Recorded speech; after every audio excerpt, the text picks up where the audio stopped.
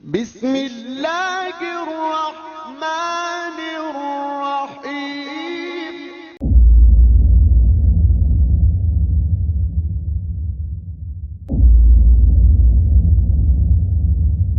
لوگوں کا ایک مجمع تھا لیکن بے ہنگم نہیں، بہت پرسکون، کمال کا نظم و ضبط تھا ان میں۔ ان کے بیٹھنے میں ادب تھا، سلیقہ تھا، آنکھوں میں ایک شوق چھلکتا تھا اور کان الفاظ سننے کی تڑپ لیے ہوئے تھے۔ وہ اس وقت جس ہستی کی بات سن رہے تھے وہ اس کائنات کی سب سے عظیم ہستی تھی۔ ان کے الفاظ میں عجیب سی کشش تھی، بڑی مٹھاس اور حلاوت تھی۔ الفاظ کانوں کے رستے سیدھے دل میں اترتے جاتے تھے۔ ان سب کی یہی کوشش تھی کہ وہ ان کے لبوں سے ادا ہونے والے ایک ایک لفظ کو اپنی سماعتوں میں محفوظ کر لیں۔ خطیب محترم بڑے دل نشین انداز میں اپنے سننے والوں کو دنیا و آخرت کی بھلائیوں سے آگاہ فرما رہے تھے کہ اچانک ان کے لب مبارک خاموش ہو گئے۔ ان کی نگاہیں سامعین سے ہٹ کر کسی اور ہی منظر کی طرف متوجہ ہو گئی تھیں۔ پھر وہ منبر سے نیچے اتر گئے۔ سب لوگوں کے چہروں پر حیرانی تھی۔ ان کی نظروں نے ان کا تعاقب کیا اور پھر عجیب ماجرا دیکھا۔ سامنے دو بچے جنہوں نے سرخ رنگ کے کپڑے پہنے ہوئے تھے، لمبی لمبی قمیصوں کی وجہ سے کبھی گرتے اور کبھی اٹھتے ہوئے خطیب اعظم کی طرف بڑھ رہے تھے۔ انہوں نے دونوں بچوں کو اٹھایا اور منبر کی طرف واپس تشریف لے آئے۔ دونوں بچوں کو اپنے سامنے بٹھایا اور سامعین سے مخاطب ہوئے، لیکن اب جو بات ان کے لبوں سے ادا ہو رہی تھی وہ ان بچوں کے متعلق ہی تھی۔ آپ فرما رہے تھے، انما اموالکم واولادکم فتنہ۔ ایک شوق چھلکتا تھا اور کان الفاظ سننے کی تڑپ لیے ہوئے تھے۔ وہ اس وقت جس ہستی کی بات سن رہے تھے وہ اس کائنات کی سب سے عظیم ہستی تھی۔ ان کے الفاظ میں عجیب سی کشش تھی، بڑی مٹھاس اور حلاوت تھی۔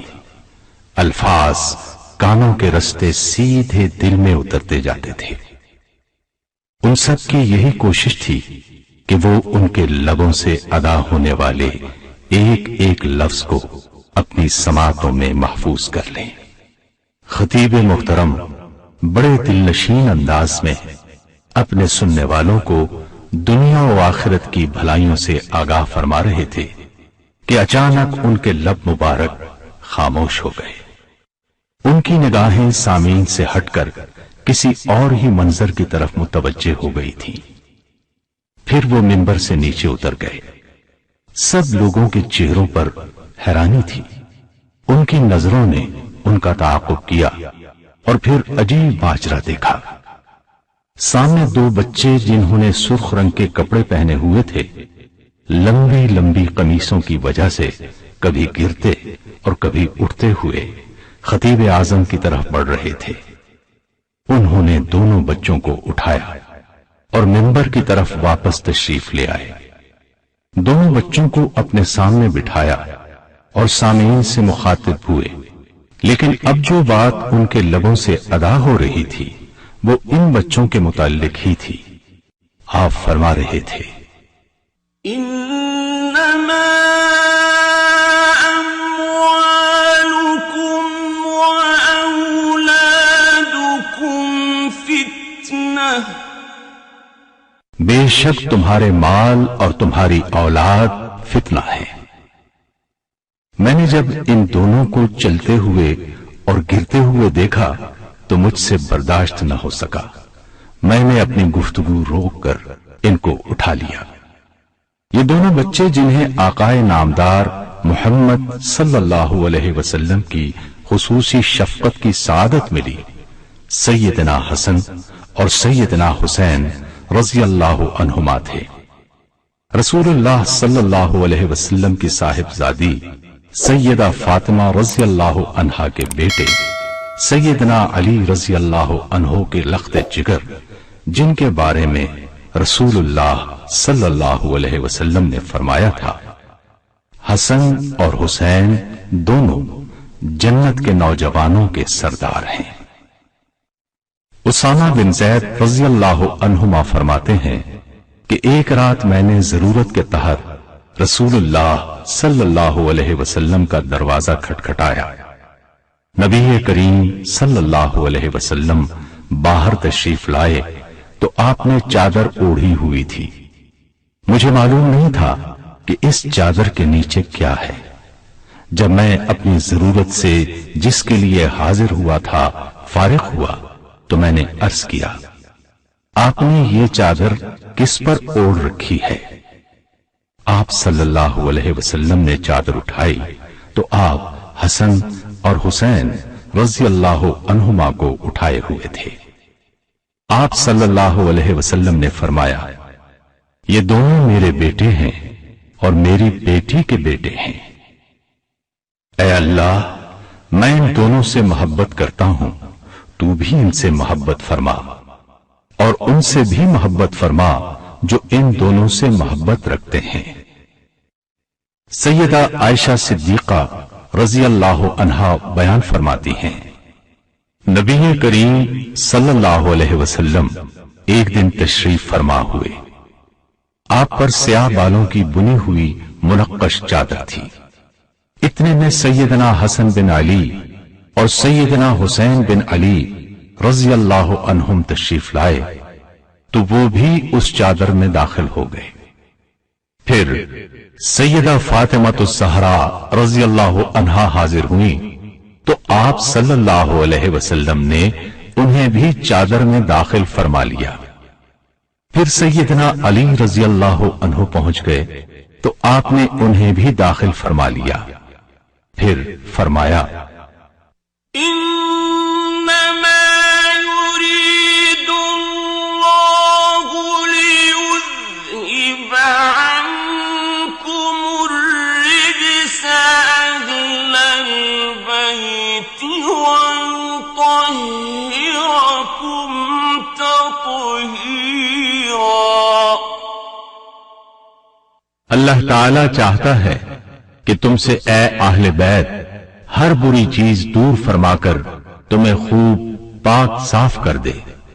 इस आयत मुबारका में जहां अज़वाज मुतहरात को मुखातिब करके अहले बैत कहा गया है, वहां इस हदीस की रूह से हसन, हुसैन, फातिमातुज़ ज़हरा और अली रज़ी अल्लाह अन्हुम भी अहले बैत में शामिल हैं। इसीलिए इन्हें अस्हाबुल कसा यानी चादर वाले कहा जाता है। सैयदना हुसैन रज़ी अल्लाह अन्हु हिजरत के चौथे साल शाबान के महीने में पैदा हुए।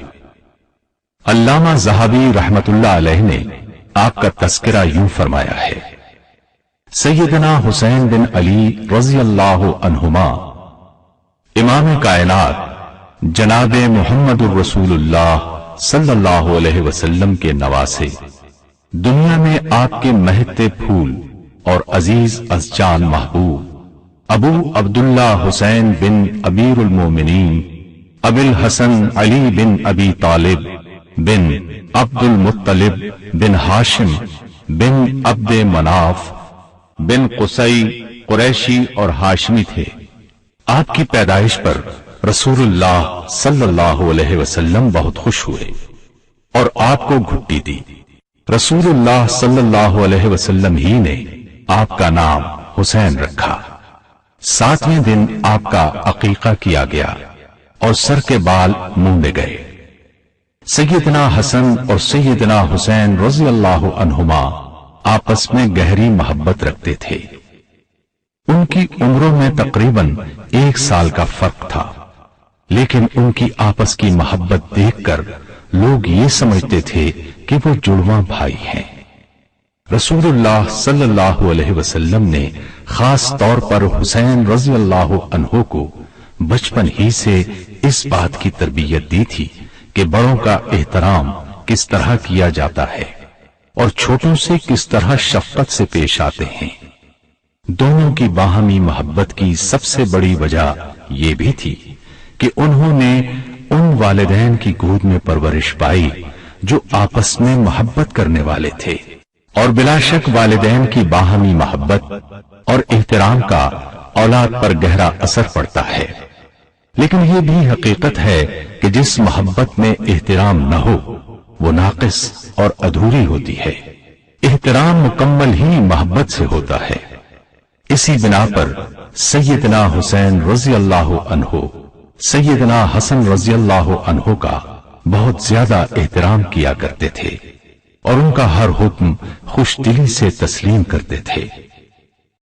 رسول اللہ صلی اللہ علیہ وسلم کو دونوں نواسے دل و جان سے عزیز تھے، لیکن سیدنا حسین رضی اللہ عنہ سے انہیں بے انتہا محبت تھی۔ یعلا بن مرہ رضی اللہ عنہ فرماتے ہیں، رسول اللہ صلی اللہ علیہ وسلم نے فرمایا، حسین مجھ سے ہے اور میں حسین سے ہوں، جو حسین سے محبت کرے اللہ اس سے محبت کرے، حسین میری اولاد کی اولاد ہے۔ نبی کریم صلی اللہ علیہ وسلم سیدنا حسن اور سیدنا حسین رضی اللہ عنہما کے لیے اکثر دعا فرمایا کرتے۔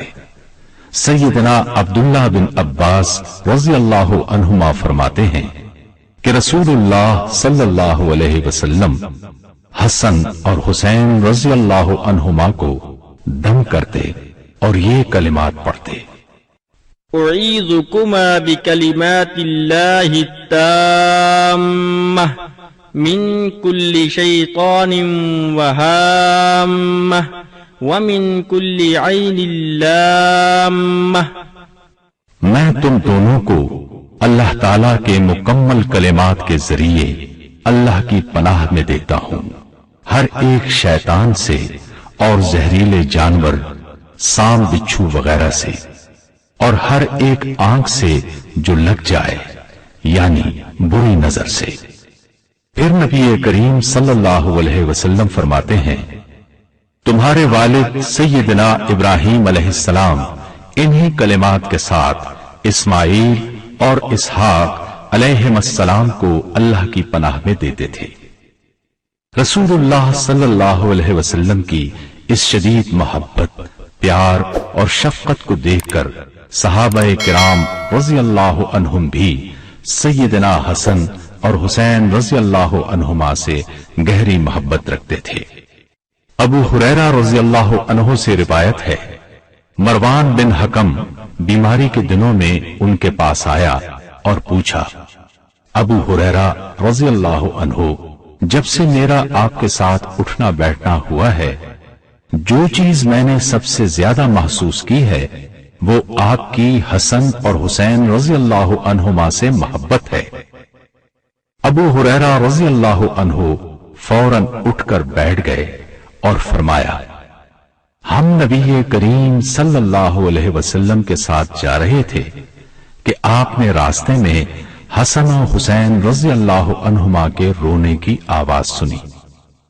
آپ نے اپنی سواری کو تیز کیا اور ان کی ماں کے قریب آ کر پوچھا، کیا بات ہے، میرے بیٹے کیوں رو رہے ہیں؟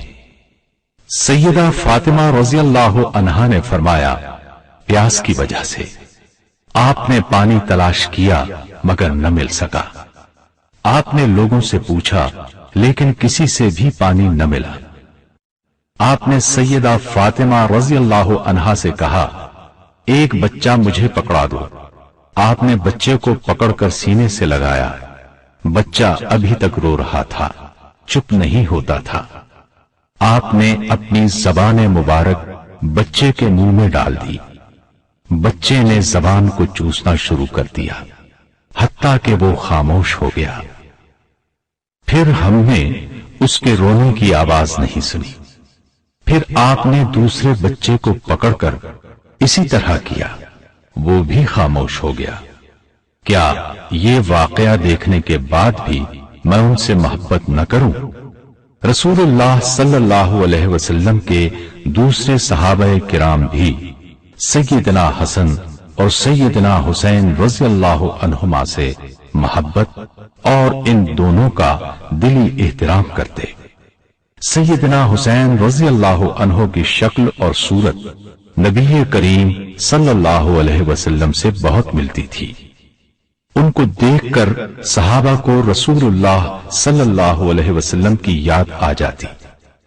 سیدنا ابو بکر صدیق رضی اللہ عنہ دونوں بھائیوں سے بہت محبت کرتے تھے۔ ان کی ہمیشہ کوشش ہوتی کہ وہ ان کے قریب رہیں۔ سیدنا ابو بکر صدیق رضی اللہ عنہ کی کیفیت یہ تھی کہ انہیں ہر اس چیز سے محبت تھی جس سے رسول اللہ صلی اللہ علیہ وسلم کو محبت ہوتی تھی۔ وہ کہا کرتے تھے، مجھے اس ذات کی قسم جس کے ہاتھ میں میری جان ہے، مجھے محمد صلی اللہ علیہ وسلم کے قرابت داروں رشتہ داروں سے ملنا اپنے قرابت داروں سے ملنے سے زیادہ عزیز ہے۔ عمر بن خطاب رضی اللہ عنہ بھی دونوں بھائیوں کی بہت عزت و توقیر کرتے، ان سے پیار کرتے۔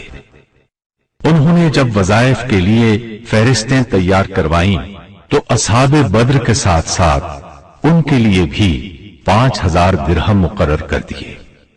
ایک بار سیدنا عمر رضی اللہ عنہ کے پاس یمن سے چادریں آئیں، لوگوں میں چادریں تقسیم ہو گئیں۔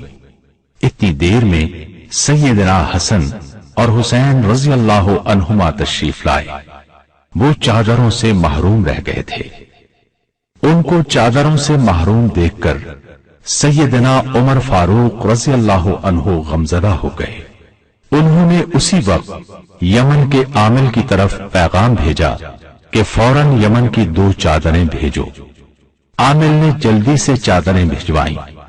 چادریں آتے ہی آپ نے دونوں کو پہنچا دیں اور فرمایا، میرا دل اب ٹھنڈا ہوا ہے، یعنی میرے دل کو اب سکون ملا ہے۔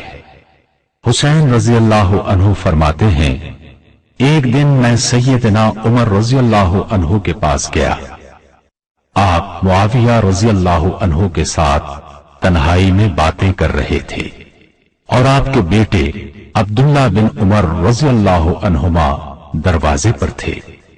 مجھے دیکھ کر وہ فوراً واپس ہو گئے۔ میں بھی ان کے ساتھ واپس آ گیا۔ بعد میں سیدنا عمر رضی اللہ عنہ مجھے ملے اور کہا، میں نے آپ کو دیکھا ہی نہیں، کہاں رہے؟ میں نے کہا، امیر المومنین، میں آپ کے پاس آیا تھا، آپ معاویہ رضی اللہ عنہ کے ساتھ تنہائی میں بیٹھے تھے اور عبداللہ دروازے پر تھے۔ وہ واپس ہوئے تو میں بھی واپس آ گیا۔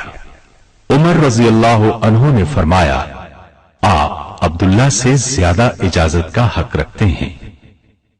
جب کبھی سیدنا حسین رضی اللہ عنہ سواری پر سوار ہونے لگتے تو عبداللہ بن عباس رضی اللہ عنہما ان کی سواری کی رکاب تھام لیا کرتے تھے اور اس کو اپنے لیے ایک نعمت اور اعزاز سمجھتے تھے۔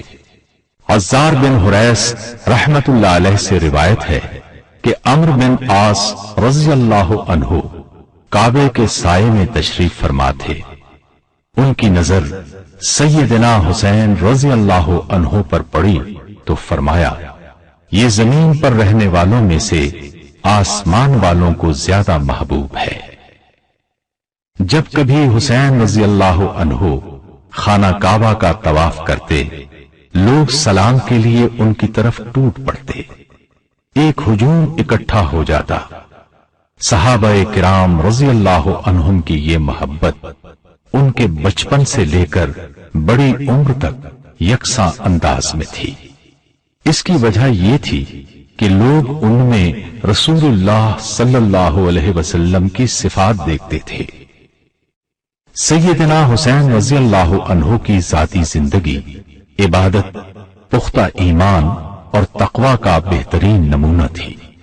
وہ بہت زیادہ روزے رکھتے، حج ادا کرتے۔ آپ کی دعاؤں اور عبادت کے دوران عجز و نیاز سے آپ کا تقوی بہت نمایاں ہو کر سامنے آتا ہے۔ آپ اس طرح اللہ تعالی سے مناجات کرتے، اے اللہ، تو ہی ہر مصیبت میں مجھے ثابت قدم رکھنے والا ہے۔ میں تیری رحمت کا امیدوار ہوں۔ ہر تکلیف کو دور کرنے والا، ہر نعمت عطا کرنے والا تو ہی ہے۔ جس کو تو تکلیف دے دے اس پر احسان کرنے والا بھی تو ہی ہے۔ اے میرے معبود، تو نے مجھے نعمتیں عطا کی ہیں، مجھے شکر کرنے والا نہیں پایا، مجھے آزمایا، مجھے صبر کرنے والا نہیں پایا۔ تو نے میری ناشکری کی وجہ سے مجھ سے نعمتیں نہیں چھینی، اور نہ ہی میری بے صبری کی وجہ سے میری تکلیف ہمیشہ رہنے دی۔ آپ کی دعائیں اس بات کا مظہر ہیں کہ آپ کی نظر میں بزرگ و برتر ذات وہی ایک ہے، وہی نفع و نقصان دینے والی ہے، زندگی اور موت اسی کے ہاتھ میں ہے۔ اس واضح حقیقت کو پانے والے کی نمازیں، تسبیح و تحلیل، غرض تمام عبادات خلوص نیت اور خشوع و خضوع سے بھرپور کیوں نہ ہوں گی۔ سیدنا حسین رضی اللہ عنہ بہت زیادہ سخی تھے۔ جو بھی ان سے سوال کرتا اس کو اتنا دیتے کہ اس کی فقیری ختم ہو جاتی، تنگ دستی مٹ جاتی۔ ایک دفعہ ایک سائل مدینے کی گلیوں میں گھومتا پھرتا سیدنا حسین رضی اللہ عنہ کے دروازے پر آن پہنچا۔ اس نے دروازے پر دستک دی اور اشعار پڑھے جن کا مفہوم یہ ہے: جس نے تیرے دروازے کی کنڈی کو حرکت دی آج نا امید نہیں جائے گا۔ تو سخی ہے، تو سخاوت کی کان ہے، تیرے باپ نے فاسقوں کو قتل کیا۔ سیدنا حسین رضی اللہ عنہ اس وقت نماز پڑھ رہے تھے۔ سوالی کا سوال اور شیر کانوں میں پڑے تو اپنی نماز مختصر کر دی۔ اٹھ کر سوالی کے پاس گئے، اس کی مفلوق الحالی دیکھی، چہرے پر فاقے کے آثار نمایاں تھے۔ پلٹ کر گھر آ گئے، اپنے غلام قمبر کو بلایا اور اس سے پوچھا، خرچ کی رقم میں سے تمہارے پاس کیا بچا ہے؟ اس نے کہا 200 درہم جو آپ نے اپنے گھر والوں پر خرچ کرنے کے لیے کہے ہیں۔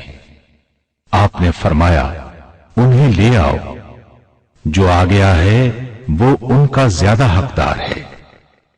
قمبر درہم لے کر آیا تو آپ نے درہم اس سوالی کے حوالے کر دیے۔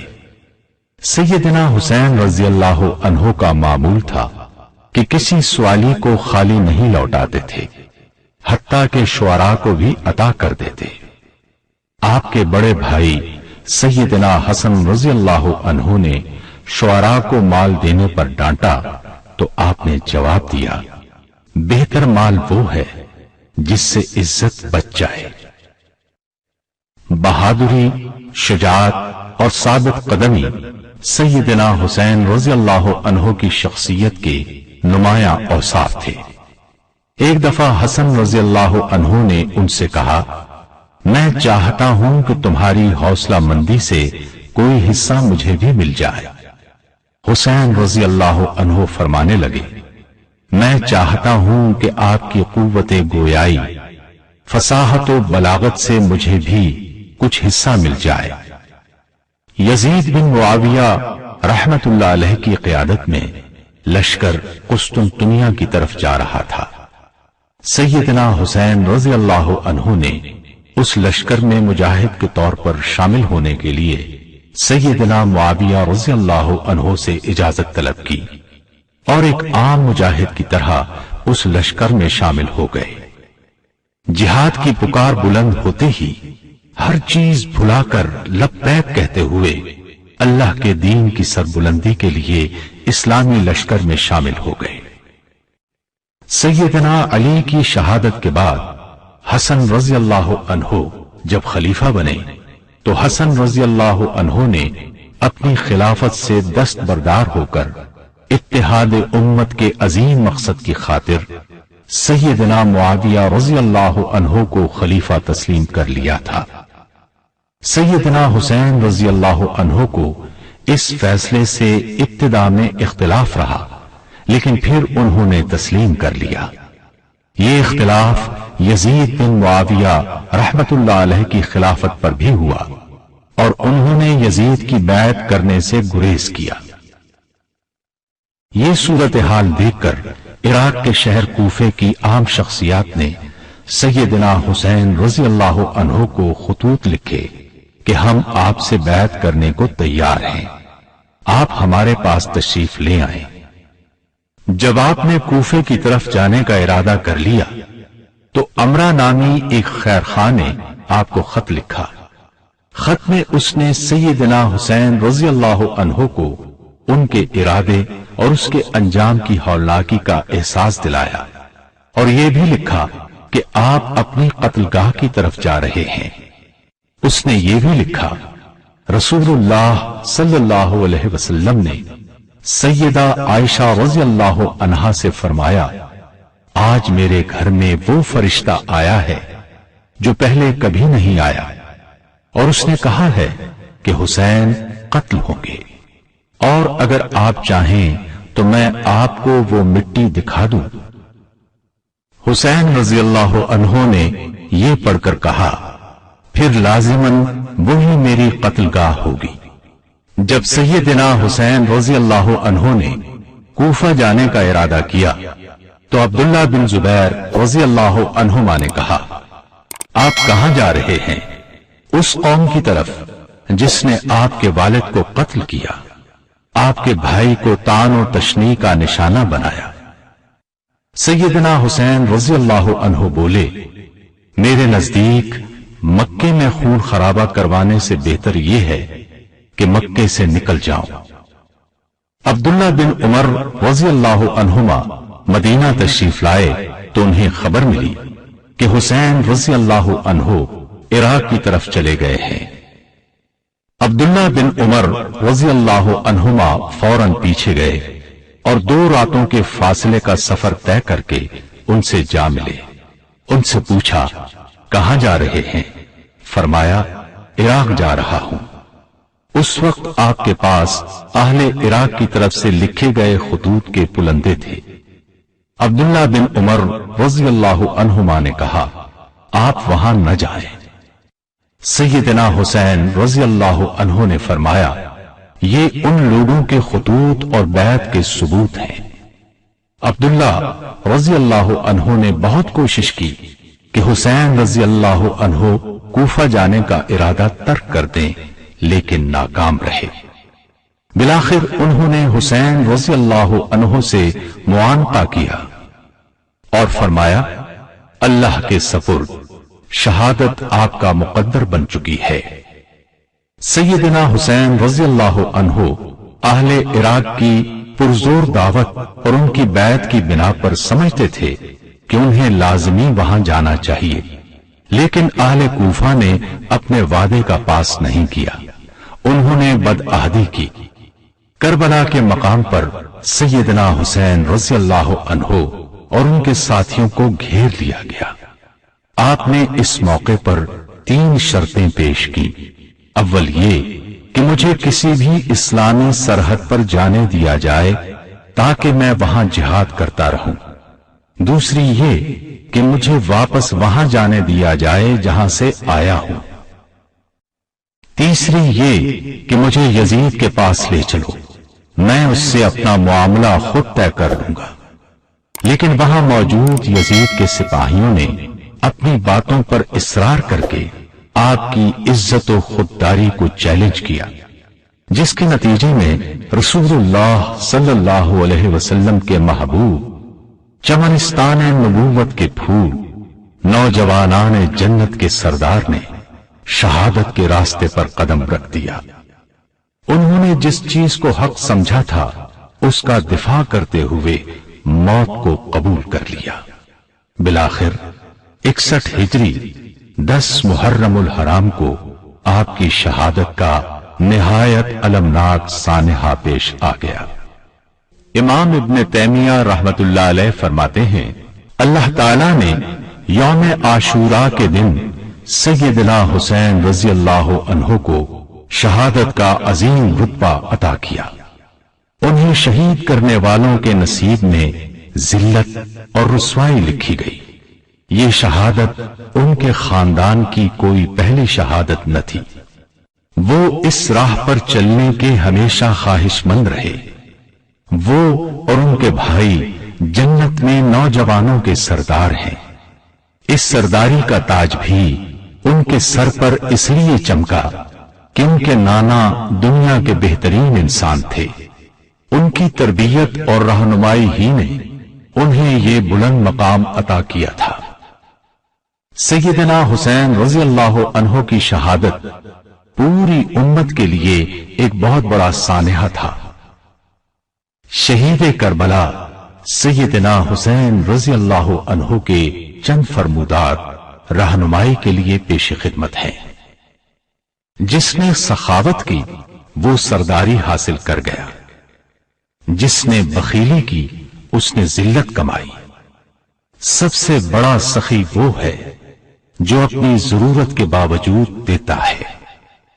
سب سے بڑا معاف کرنے والا وہ ہے جو بدلہ لینے کی طاقت رکھنے کے باوجود معاف کر دے۔ لوگوں میں سب سے اچھا وہ ہے جو صلہ رحمی کرے۔ جو کسی کے ساتھ بھلائی کرتا ہے اللہ تعالیٰ اس کو اچھا بدلہ دے گا، اور اللہ بھلائی کرنے والوں کو پسند کرتا ہے۔ سخاوت میں ایک دوسرے سے بڑھ چڑھ کر حصہ لیا کرو۔ ہدیے اور عطیات سے تعریف کماؤ، اور جان رکھو کہ نیکی تعریف اور نیک نامی کا سبب اور اجر کا ذریعہ ہے۔